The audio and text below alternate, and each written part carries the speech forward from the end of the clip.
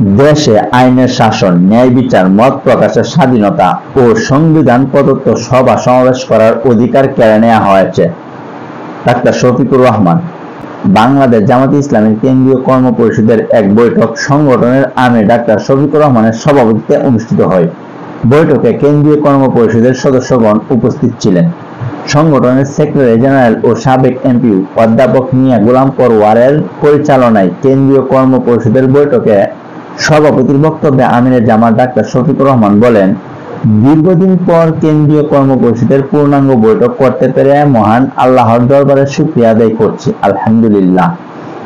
আমি গভীর শ্রদ্ধা ও সম্মানের সাথে স্মরণ করছি সাবেক আমির অধ্যাপক গোলাম আজম এবং সাবেক আমিরে জামাত ও সাবেক মন্ত্রী শহীদ মাওলানা মতিউর রহমান নিজামী, নায়েবে আমির মাওলানা এ.কে.এম. ইউসুফ, অধ্যাপক এ.কে.এম. নজির আহমদ, মাওলানা আব্দুস সুবহান ও আল্লামা দেলোয়ার হোসাইন সাইদি, সাবেক সেক্রেটারি জেনারেল ও সাবেক মন্ত্রী শহীদ আলী আহসান মোহাম্মদ মুজাহিদ, সাবেক সহকারী সেক্রেটারি জেনারেল জনাব মোহাম্মদ কামরুজ্জামান ও জনাব আব্দুল কাদের মোল্লা এবং কেন্দ্রীয় নির্বাহী পরিষদ সদস্য জনাব মীর কাসেম আলীকে মহান আল্লাহ রাব্বুল আলামিন তাদের সকলের শাহাদাত কবুল করুন এবং তাদেরকে জান্নাতে উচ্চ মাকাম দান করুন।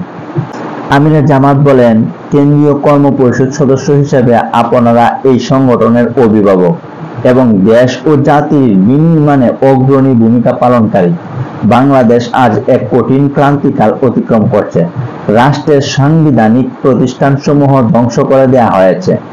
দেশে আইনের শাসন, মানবাধিকার, ন্যায় বিচার, মত প্রকাশের স্বাধীনতা ও সংবিধান প্রদত্ত সভা সমাবেশ করার অধিকার কেড়ে নেওয়া হয়েছে। রাষ্ট্রের আর্থিক প্রতিষ্ঠানসমূহ ধ্বংস করে দেওয়া হয়েছে। ব্যাংক ও ব্যাংকিং খাত আজ লুটেরাদের দখলে। দেশে শিল্প, ব্যবসা, বাণিজ্য, উৎপাদন, বিনিয়োগ ও কর্মসংস্থানের পথ আজ রুদ্ধ হয়ে পড়েছে।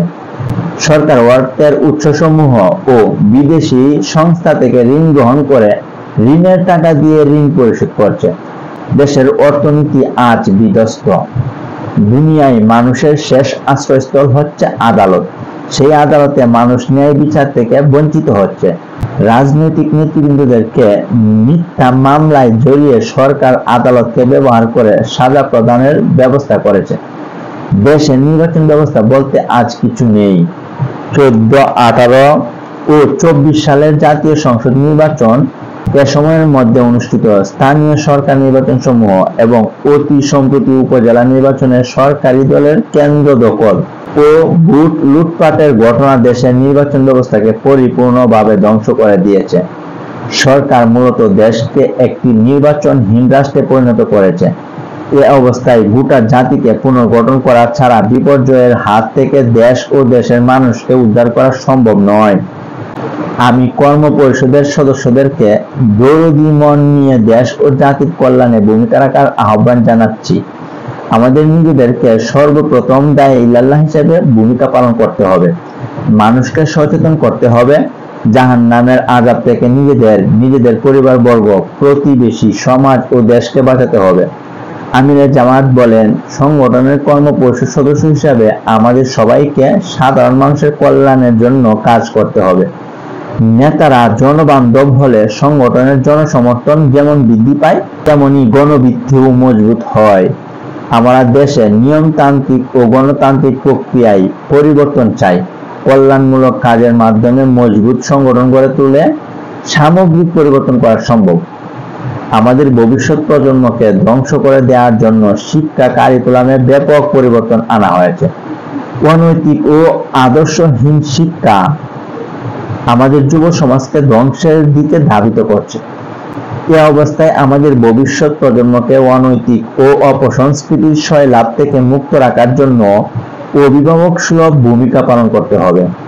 আমিরে জামাত কর্ম পরিষদ সদস্যদের উদ্দেশ্যে আরো বলেন, এ সরকার জামাতকে নেতৃত্ব শূন্য করার জন্য আমাদের শীর্ষ নেতৃবৃন্দদেরকে সাজানো মামলায় ফাঁসির দণ্ড দিয়ে ফাঁসি কার্যকর করেছে।